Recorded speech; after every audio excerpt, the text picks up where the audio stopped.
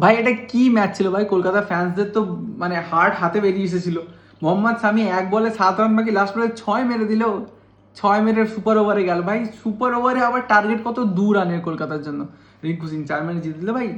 Jokes apart ভাই, রিঙ্কু সিং এর what a knock ভাই, হোয়াট এ নক, গ্রেট। আমার মনে হয় রিঙ্কু সিংকে ওই 6 নাম্বার 7 নাম্বার নামিয়ে এবার 4-এতে বা 5-এতে আনার ব্যবস্থা করা উচিত, বা 4-এতেই, 4টাই পার্মানেন্ট স্পট করা উচিত ওর জন্য।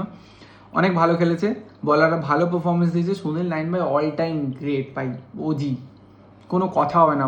পাওয়ার মানে সুপার ওভারেতে 2টো উইকেট নেওয়া ইজ নট দ্যাট ইজি। তো গ্রেট গ্রেট, ভালো পারফরমেন্স। বাট এখনও কলকাতা ম্যানেজমেন্টে প্রচুর ভুল আছে। ব্যাটিং লাইন আপটা মানে যে অর্ডারটা সাজানো হচ্ছে, ইটস নট অ্যাট অল ওকে, একদমই ঠিক না।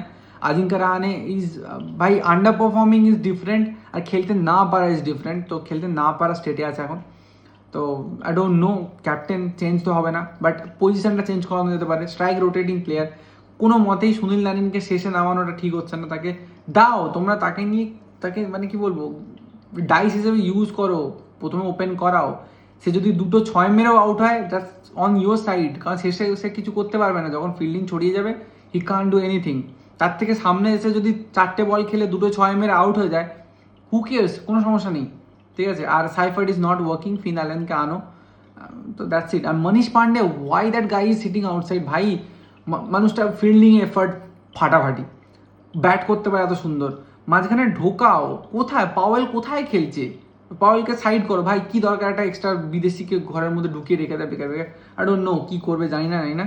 বাট আজকের গেমটা দেখে মজা পেয়েছি, দ্যাটস ইট।